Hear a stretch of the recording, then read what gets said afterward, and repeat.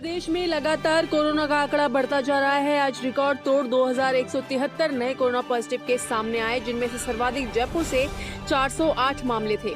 जयपुर में सर्वाधिक corona positive Malviya Nagar से 58 केस सामने आए। इसके अतिरिक्त शहर में मानसरोवर में 48, दुर्गापुरा में 45, सांगानेर में 44, जगतपुरा में 34 व गोपालपुरा में 26 केस सामने आए।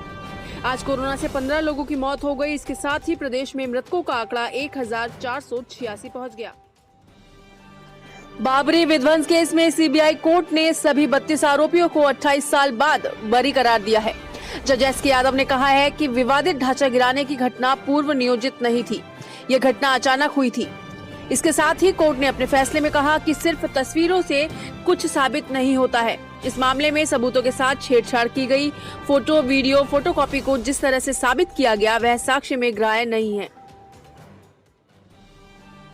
नगर निगम चुनाव को लेकर सुप्रीम कोर्ट का दरवाजा खटखटा सकती है सरकार। प्रदेश में बढ़ते कोरोना के संक्रमण को देखते हुए राज्य सरकार हाई कोर्ट द्वारा 31 अक्टूबर तक चुनाव कराने के फैसले के विरोध में सुप्रीम कोर्ट का दरवाजा खटखटा सकती है। यह जानकारी पीसीसी चीफ गोविंद सिंह डोटासरा ने प्रेस वार्ता में दी।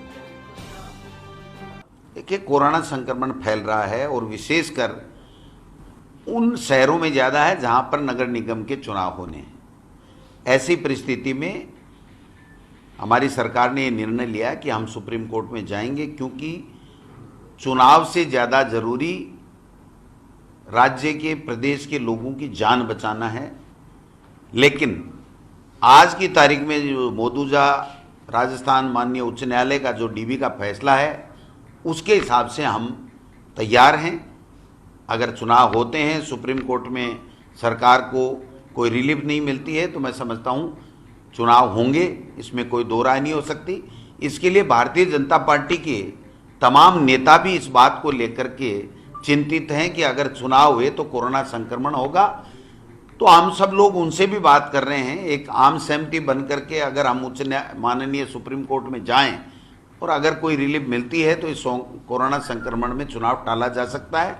लेकिन मौजूदा स्थिति में चुनाव होंगे।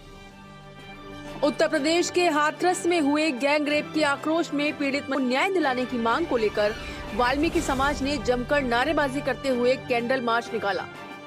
इस अवसर पर वाल्मीकि महासभा द्वारा समाज की बहन मनीषा के आरोपियों को शीघ्र सजा न मिलने की सूरत में भारत बंद करने का आह्वान किया। साथ ही 2 अक्टूबर से 8 अक्टूबर तक देश में सफाई व्यवस्था ठप करने की बात कही। हाईकोर्ट द्वारा निकाय चुनाव 31 अक्टूबर से पूर्व कराए जाने के आदेश के बाद से पार्षद पद की दावेदारी जताने वाले कार्यकर्ता सक्रिय हो गए।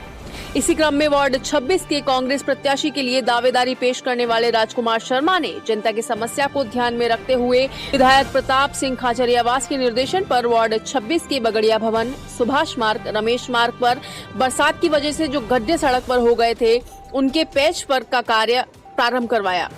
इसी प्रकार से आप भी कर रहे हैं अपने क्षेत्र में पार्षद पद की दावेदारी, तो आपके द्वारा किए गए कार्य को हमारे साथ साझा करें। आपके कार्यों को हमारे चैनल पर मिलेगी जगह, तो देर किस बात की, अभी नीचे दिए गए नंबरों पर न्यूज, वीडियो व फोटो के साथ व्हाट्सएप करें। राजस्थान कर्मचारी चयन बोर्ड की ओर से करीब 1 दर्जन भर्तियों की संभावित परीक्षा तिथि जारी की गई है। करीब 1 दर्जन भर्ती परीक्षाओं को लेकर लंबे समय से बेरोजगारों की ओर से मांग की जा रही थी और उसी मांग को देखते हुए बोर्ड की ओर से इन परीक्षाओं की संभावित तिथि जारी की गई है।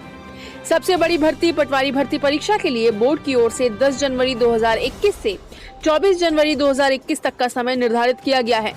बोर्ड की ओर से परीक्षा 3 चरणों में आयोजित करवाई जाएगी। 10 जनवरी, 17 जनवरी और 24 जनवरी को 2 पारियों में इस परीक्षा का आयोजन किया जाएगा। साथ ही सार्वजनिक निर्माण विभाग, राजस्थान राज्य कृषि विपणन बोर्ड, जल संसाधन विभाग, जन स्वास्थ्य अभियांत्रिकी विभाग, कृषि विभाग, शासन सचिवालय, राजस्थान लोक सेवा आयोग, राज्य सरकार के अधीनस्थ विभागों और कार्यालयों में विभिन्न वर्गों में आयोजित होने वाली परीक्षा का कार्यक्रम जारी किया गया है। राजस्थान समायोजित शिक्षा कर्मी संघ द्वारा प्रदेश भर में प्रेस कॉन्फ्रेंस के माध्यम से पेंशन परिलाभ से वंचित करने के सरकार के कुप्रयासों पर ध्यान आकर्षित किया।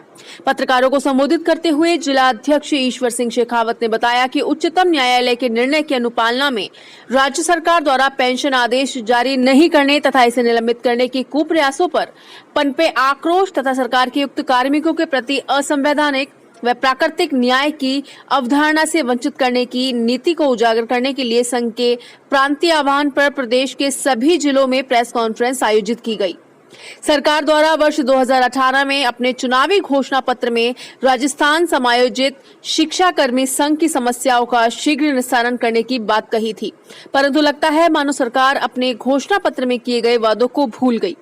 वर्ष 2011 में सरकार द्वारा अनुदानित विद्यालय से सरकारी सेवा में समायोजित करने के बावजूद पेंशन लाभ नहीं दिया जा रहा, जिससे राज्य भर में करीब 10,000 कार्मिक परेशान हैं।